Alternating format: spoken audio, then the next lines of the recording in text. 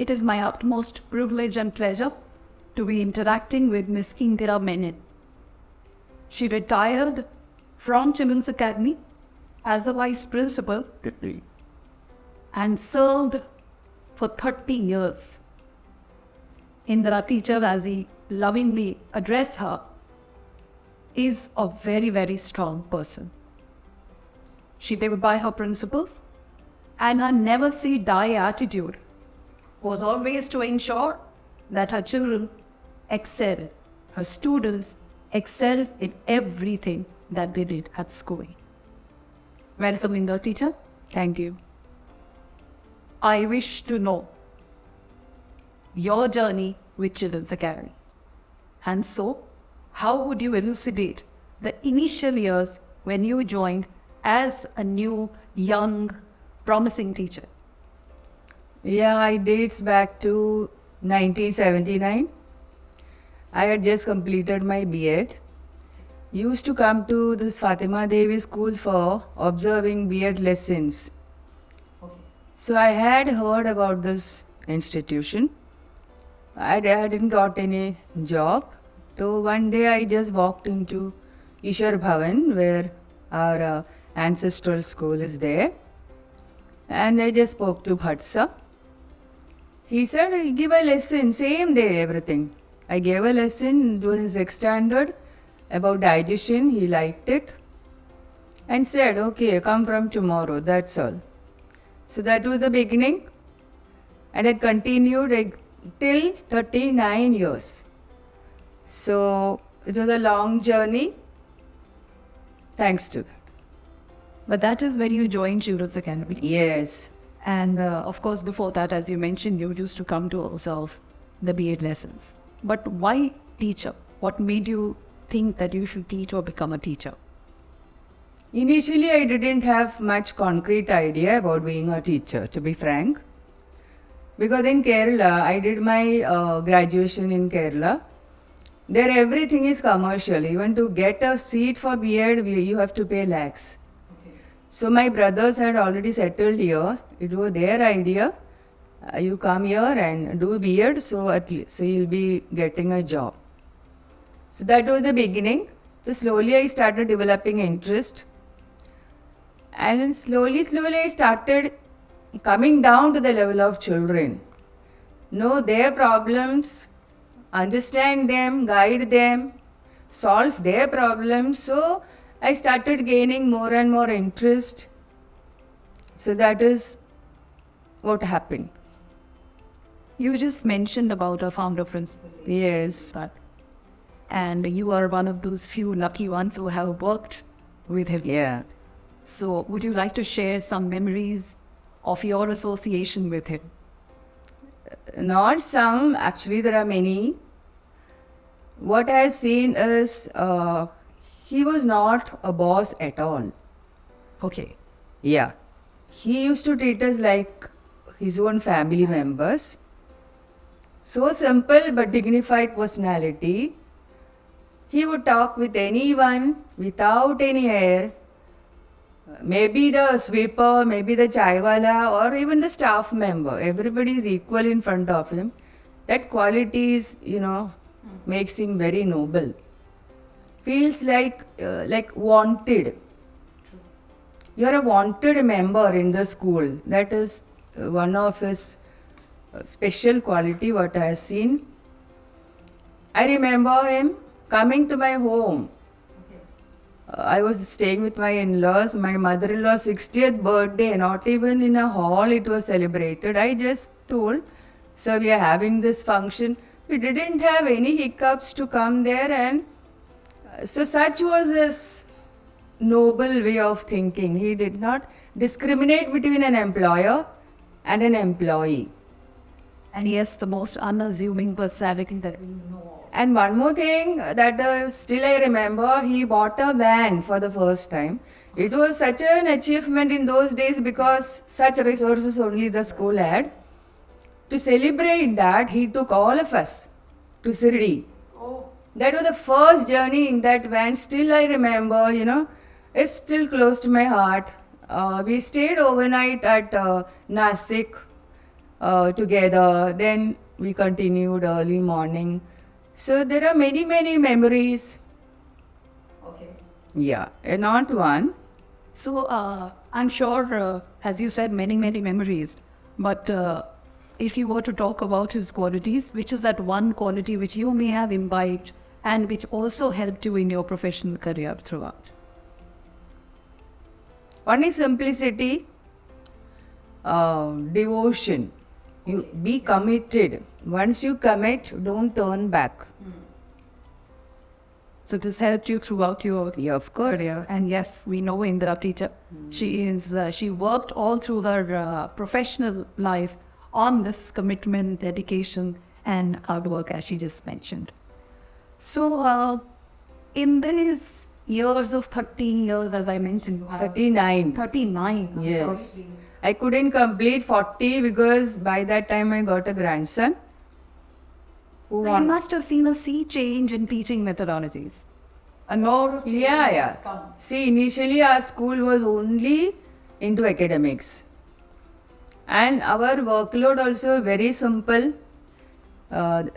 It was our starting time was 7:40 in those years. 7:40. Just come to school, a simple gathering as assembly. Teach and go. We were never not heard also about any exhibitions, competitions, nothing as such. An annual day we used to have. That's it. Otherwise, these elocutions, debates, essays, science exhibition, seminar, nothing were there. Then slowly, we have started, other than academics also, that all-round development of the child. That has come into the for later. That was one of the major changes what I have noticed. So academics and co-curricular activity Yes. going hand in hand was little known to various schools in those days. In fact, Children's Academy stood out. What was their reaction or response of the parents, since you were one of the prominent teachers in those days? So how do you think the parents responded to this? Yeah, parents really welcomed it. Because awareness was slowly growing. Now, even my son is from the school only. So those years also he passed out in 98. Sports events used to be there, and minimum scientific that exhibitions and few Homi Bhava. Homi Bhava classes we were conducting. Such few only we were. But then slowly it became full-fledged. Sports also, whether other English literature activities also started growing like anything. That is after, especially after these youngsters took up. They might have got experience from outside. So Bhatsa's time we didn't have much activities. So if you were to compare those times with today, or rather if I compare these times with those days, today of course we have state-of-the-art infrastructure, we have all the facilities and conveniences given to us. But in those days with those limited resources, Children's Academy still stood out with co-curricular activities, your science laboratories. We have our students who have excelled and done so well, promising most of them. How did you manage in such limited resources? What was Lab was something like a dream. We did not have. Even on Sundays we have come, holidays we have come, a small room we had. It was a storeroom actually where the chemicals were kept. So the adjacent rooms we used to make makeshift labs, like Okay. remove the extra benches and bring some tables. Temporarily we arrange and then teach them.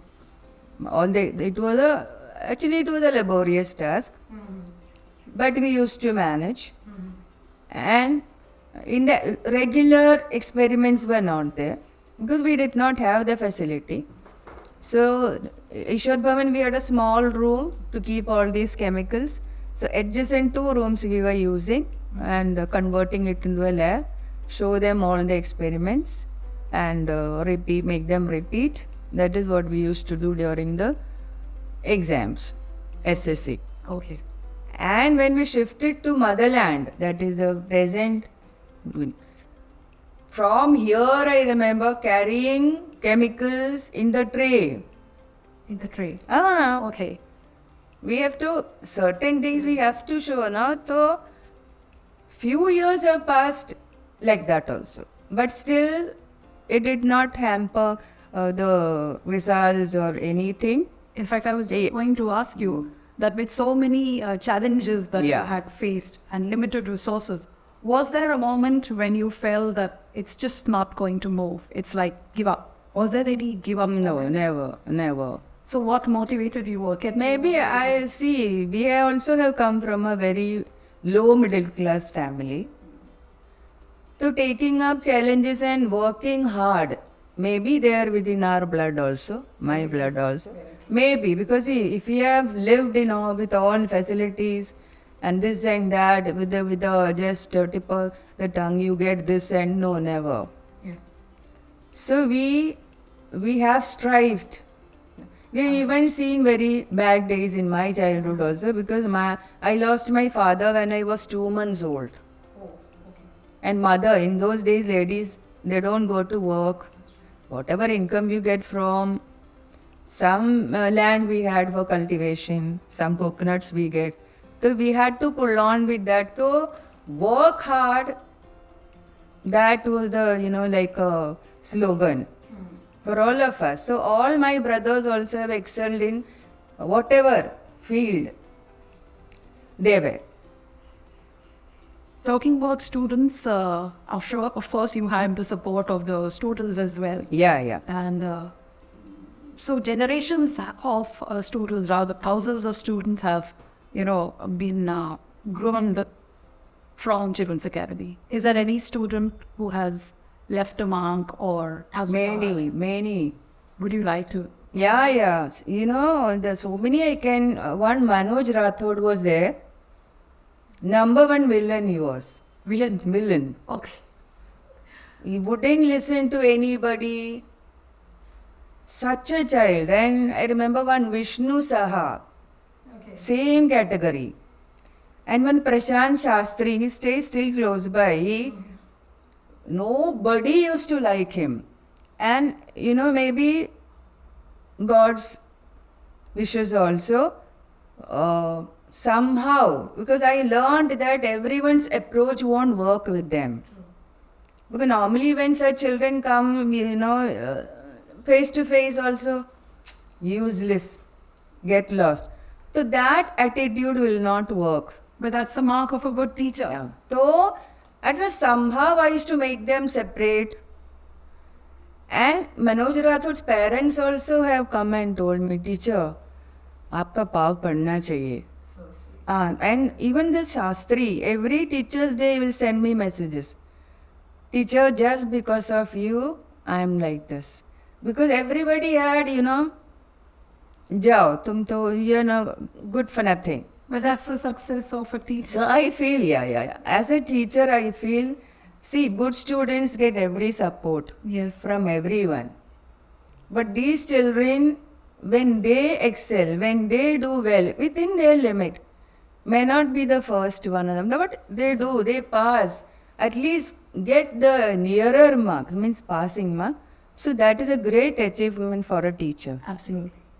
I think it's no challenge to teach a brainy student, but a challenge to, an actual challenge is the one where we have brought up these children who have more or less, if I may use the word, neglected by most. I would also say sometimes even parents give up on these children. And they think, But Muslim boy, I forgot his name. His father, when he had come from Gulf, especially he had come to meet me. Ma'am, a big thank you to you. That is in that building. Okay. All the other old, this is from here. So I guess that's where we agree that the real intelligent and the wise students, yes, they will get their name and fame. But these ones who are... And such students, they will be most grateful to you. True. They remember you throughout. And so do we. We remember them throughout. You remember these children by name. Yeah. So that's the success. Because I could leave an indelible mark in their minds. So I feel it is really an achievement. Absolutely. Absolutely. So, ma'am, in your journey with the Children's Academy, would you like to mention how the school has supported you as a person? Of course, otherwise I wouldn't have reached this level. Person level as well. This level I wouldn't have reached without the support. Slowly I grew. I was in the SSC board. So I took a paper correction. So only 5 years I did the examinership. The very 6th year I became the moderator. It was a slow journey. Then chief moderator. Okay. Yeah. And 3 times I have gone for paper setting. Pune, Nasik, twice to Pune.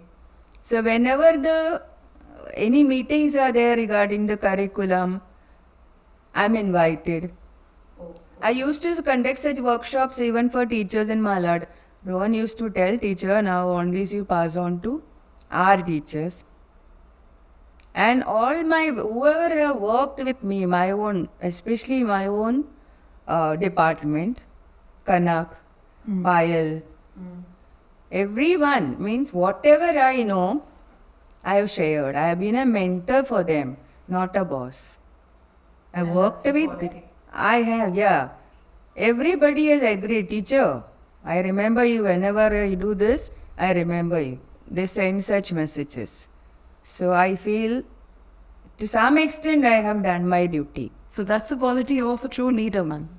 It's being a mentor, being a coach, and not a boss. Where, of course, the team members feel that they are growing in the true sense. One last question, ma'am. If you were to give a message to the student community who would perhaps hear this conversation, interaction, let's say a few years down the line, what would be that one message to them? Message for students. As usual, we say there is no substitute for hard work. Because for any genius, it is 90% perspiration. Only 10% is inspiration. So everyone must have a goal. What I have to be. Nowadays, all the aptitude tests are available to them, not like in our age. So they can focus on that particular very easily. Yeah, otherwise our time nothing was there. Whatever our parents say or whoever say, he is doing that and she is doing that, so you also go for that. Without knowing, we were just going, like moving the goats, how they used to move one behind the other. So the things have changed totally. There could be failures in between. So with that they should not stop working. There is no specific age for learning. We never stop learning. So once we stop learning, their growth is stagnant. So consider the failures as the stepping stones to success. And strive, work. So I feel with proper time management and proper set of goals, even an ordinary person can become extraordinary. And for them, the sky would be the limit. So hard work, having a goal, taking failures as stepping stones is the advice that you're giving to the children. And one more question, ma'am. We teachers are almost heading towards the time ourselves. What advice or how do you pass your time? And during your retirement, you've taken so positively ahead. How do you pass your time now? See, 2 years after retirement, 16 I retired. 2 years that my grandson came and I was too busy and on top of the world. So busy. And suddenly they left.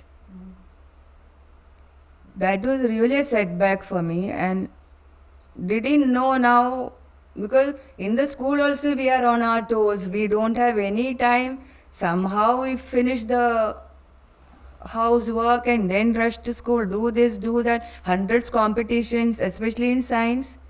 Every competitions I used to supervise, manage. So suddenly now what to do? Nothing was working. Luckily, I diverted my attention to spirituality. Okay. Yes. That was an eye-opener. I didn't know one word in Sanskrit. I have just heard. But I used to enjoy, whenever I used to go to temple, that recitation, group recitation, used to send strong vibes, positive vibes, and I used to love them. I used to feel also when I would be able to read at least. So I took it as a challenge. I started with Bhagavad Gita because I've heard it that Bhagavad Gita is not a religious text, it teaches you how to live. Every shloka has a lesson behind that. So, because I've heard people asking, the Westerners, when they land in India, oh, you are from the country of Gita. How lucky you are. So I have always felt that in spite of being an Indian, also a Hindu especially, I haven't read that till today. It should be a shameful thing on my part. Started reading with translation, English translation, Hindi translation. So somehow now I can recite it very well. I go for Gita Parayan regularly to my temple. Also there's a bhajan group. I'm one of the members. Other books, Mahabhagavatam I read, that also in Sanskrit. Also one of our Kerala authors, he has composed Narayaniyam based on Krishna. Lord Krishna is my favorite.